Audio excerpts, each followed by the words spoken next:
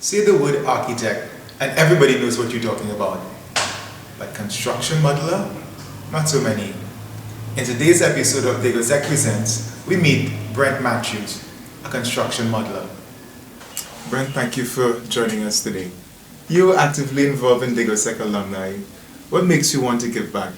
I think I want to give back because it's, for me personally, I think it's a sleeping giant.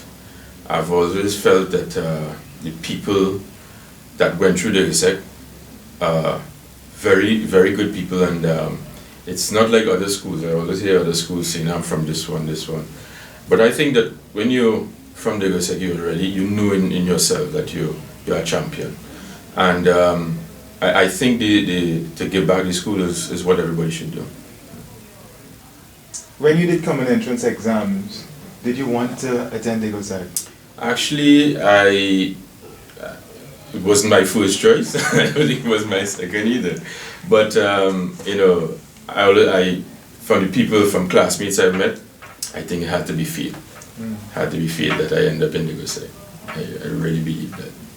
But best experience. Are you still in touch with some of these people? Very much so.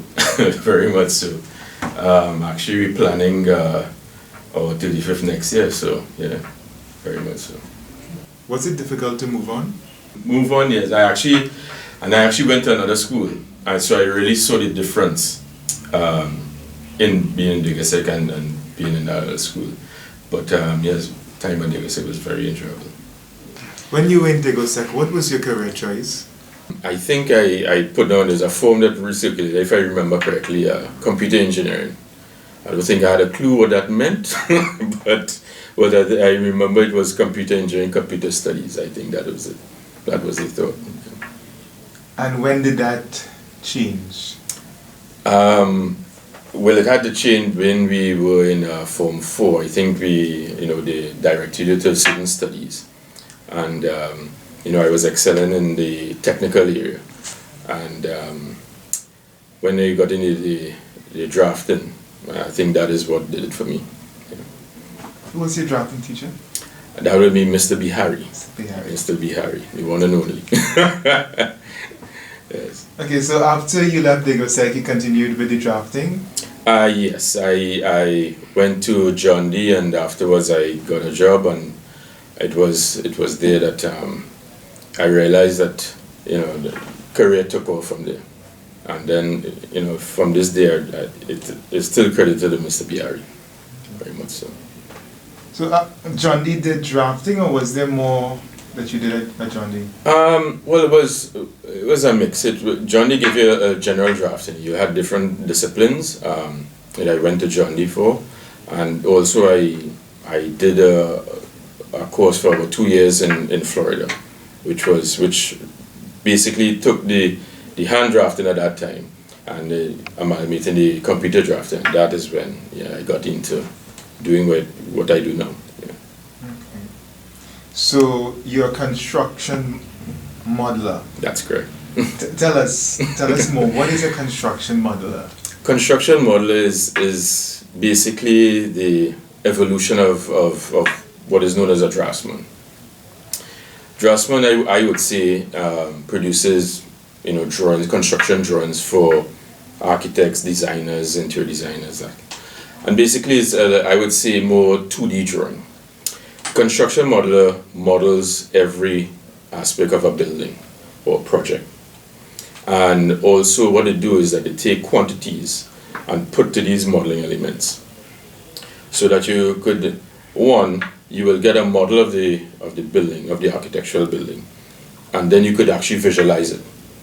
The other portion of it is that if you would get the other disciplines, the structural engineer, mechanical engineering, for them to do their models as well, you could merge all models, and then you could get what they call clash detection, and you could see errors in the design or in the various disciplines, which means that when it goes to the contractor, and when you go to the contractor and get as least amount of errors as possible, the contractor just has to build. It's a more efficient way of doing it. The world today is building information modeling. you get a better model, get a better product. And that's what you do. So is this a new field in Trinidad, construction modeling? I would say it's twofold. Architects and so they have adapted to the 3D modeling of buildings and stuff. Maybe about the last 5 years or so, 5-6 years. The building information modeling, I think, it's unique in Trinidad. It's not unique in the world. It's about 20 years old, but for the client, it's really the client benefits. Because it's really a way of keeping down the cost, which at the end of the day, everybody's happy. But it is a new way of doing work in Trinidad and Tobago, yes. Based on your knowledge, how many people are using this kind of technology?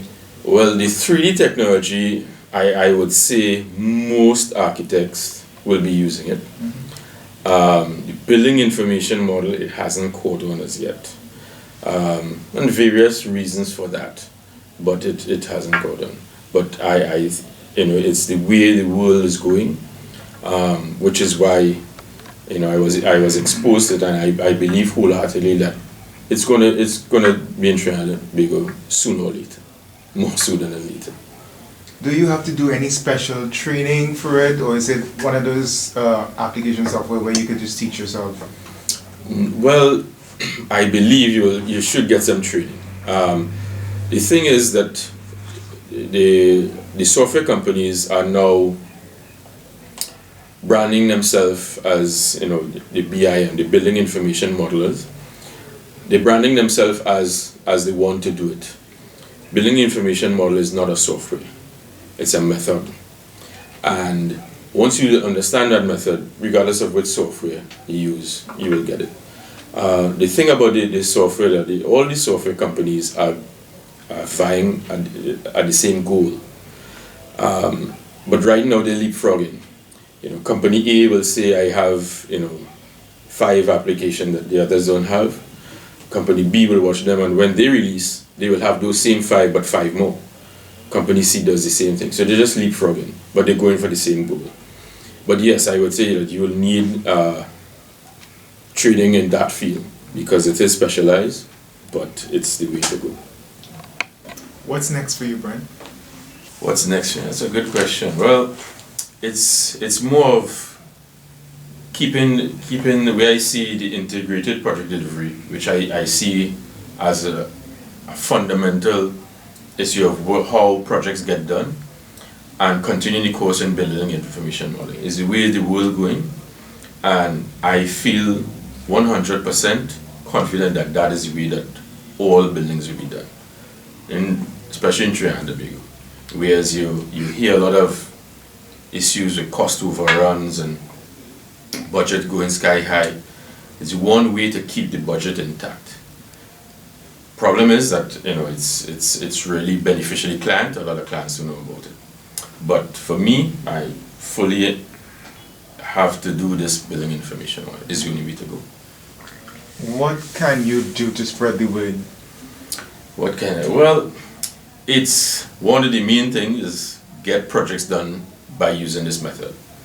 And I think once you do it and clients realize that, hey, you could do a building for $1 million, it budget is $1 million, it costs $1 million, and even if you get it under cost, clients will realize, well, look, that person or that team, there's something about them, that why it is that another team is always going on.